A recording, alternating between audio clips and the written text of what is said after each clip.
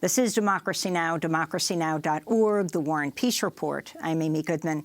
President Trump Wednesday signed a coronavirus relief package providing unemployment benefits and free coronavirus testing to millions of Americans suddenly out of a job. The aid package guarantees paid leave to less than 20% of American workers. It does not apply to companies with 500 or more workers, and workplaces with fewer than 50 workers can request to opt out. On Wednesday, the White House also ordered the suspension of evictions and foreclosures through April. On Wall Street, the Dow Jones plummeted 7% at midday, triggering an automatic halt to trading for the fourth time in the last 2 weeks. The market crash has wiped out nearly all stock market gains since President Trump took office in 2017. Earlier this month, Trump signed into law an $8 billion coronavirus response package. At a White House press conference Wednesday, Trump laid out the first details of a third $1 trillion economic package and invoked the Korean War-era Defense Production Act to allow the government to direct industrial production. In a sense, a wartime president. I mean, that's what we're fighting. You have to close parts of an economy that 6 weeks ago were the best they've ever been. We had the best economy we've ever had.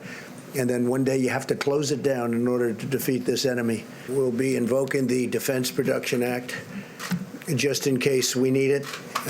In other words, I think you all know what it is, and it can do a lot of good things if we need it, and we will have it all completed.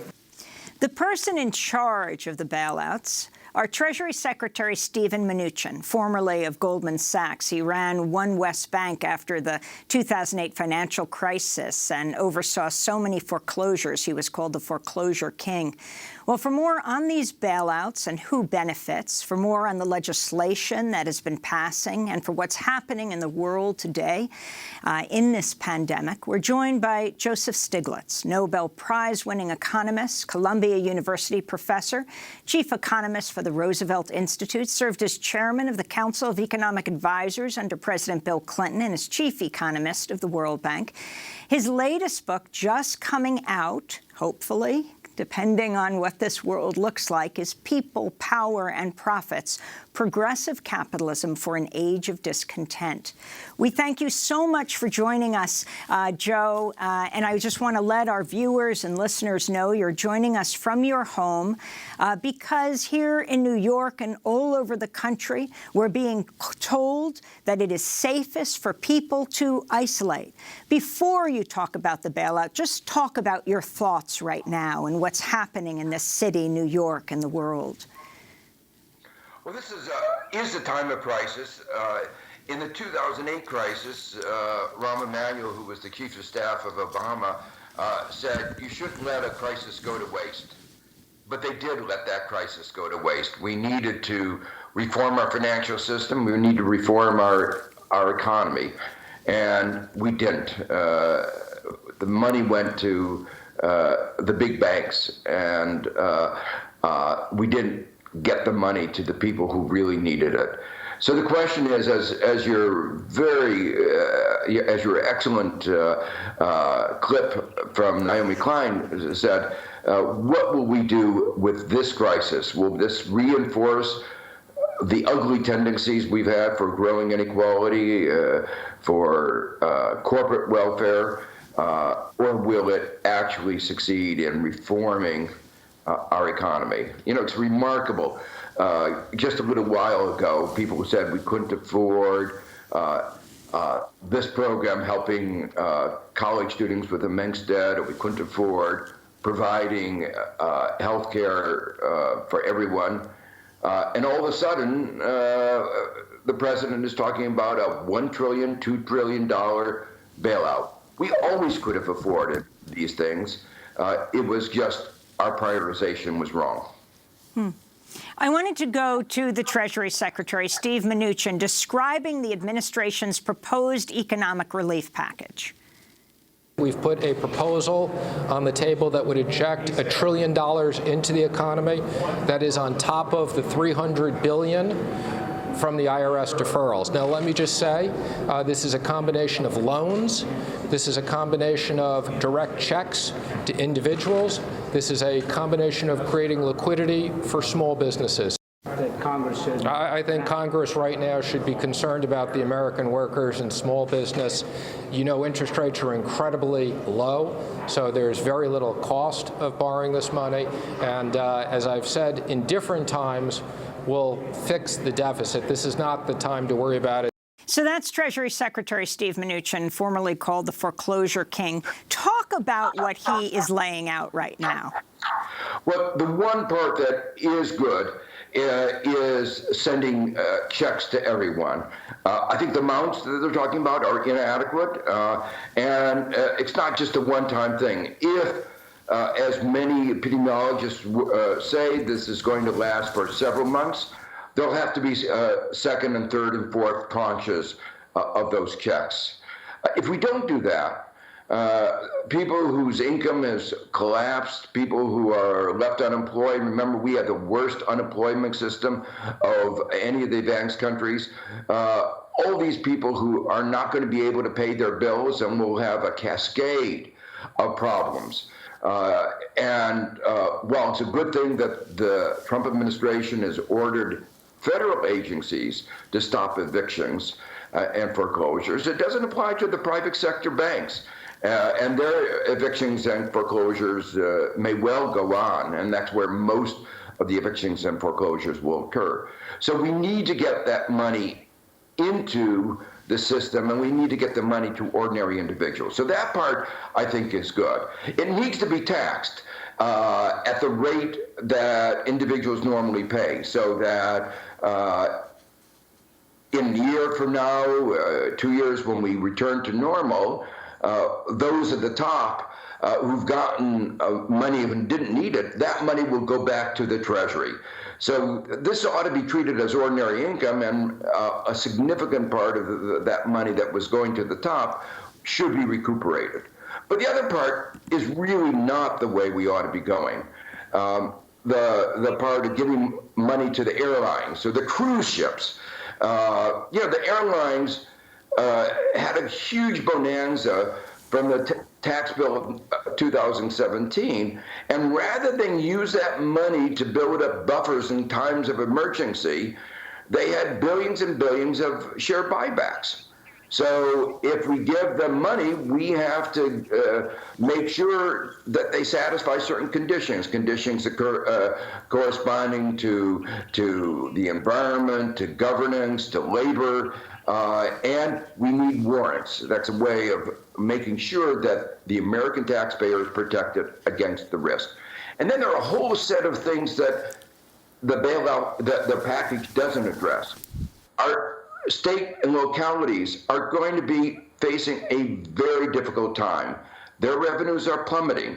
They don't have the luxury of running deficits. Most of them have what are called balanced budget frameworks. So if the revenues go down, there's going to be a cutback in education and health, in the basic ingredients of making that we ordinary people need so much. So a higher priority than bailing out the cruise ship companies is helping the states and localities. So we need a massive revenue sharing program between the states and localities. So, one of the voices that we don't hear, or the voices overall that we don't hear at the White House, as we see this stream of CEOs surrounding Trump, or the conversations he's having in the last few weeks, are the people, the workers directly affected. I wanted to bring in Sarah Nelson, a clip of the president of the Association of Flight Attendants Union. We have told Congress that any stimulus funds for the aviation industry must come with strict rules. That includes requiring employers across aviation to maintain pay and benefits for every worker. No taxpayer money for CEO bonuses, stock buybacks, or dividends. No breaking contracts through bankruptcy. And no federal funds for airlines that are fighting their workers' efforts to join a union. So that's Sarah Nelson, head of the Flight Attendants Union. Joe Stiglitz, if you can talk about what is actually happening here, and what would a bottom-up bailout actually look like? What would it mean if the workers were guaranteed everything from the paid leave? It's keeps on being repeated. Now workers will have paid medical leave, but we hear that it's well less than 20%, and that was reduced over the weekend through negotiations with Mnuchin. So first, let me say the Trump proposal is another instance of trickle-down economics. Give money to the corporations, and maybe it'll trickle down to ordinary citizens. And we know from the past it's not going to happen. The 2017 tax bill did not lead to more investment, did not lead to significantly higher wages. It led to bigger almost $1 trillion of share buybacks. And so, as you say, what we need is a bottoms-up approach. And what she was pointing out is that if you give money to these industries, they aren't going to necessarily behave well. And you see that so clearly in the fight that the big companies fought against paid sick leave. And let me say why that's really important. It's not just helping the workers, it's helping all of us. Because if they don't get sick leave, they're going to go to work. And if they go to work, it will help transmit the disease. So we need a system that people can say, if I'm sick, I don't need to go to work. And the decision of the Trump administration to fight having universal sick leave is another example of their contributing to the spread of the virus and making the pandemic all the worse.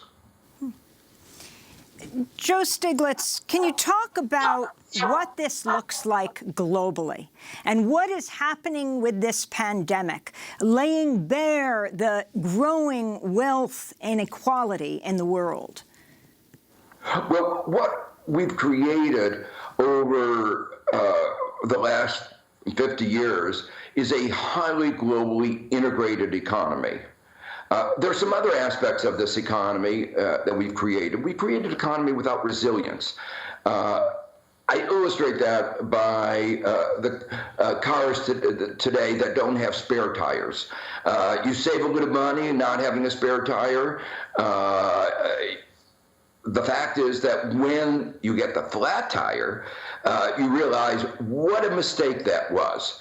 Not having a spare tire makes it short run, it looks like you've saved a little money. In the long run, you really suffer. And we've created a whole economic system that is extraordinarily fragile, just-in-time inventory production with no inventories.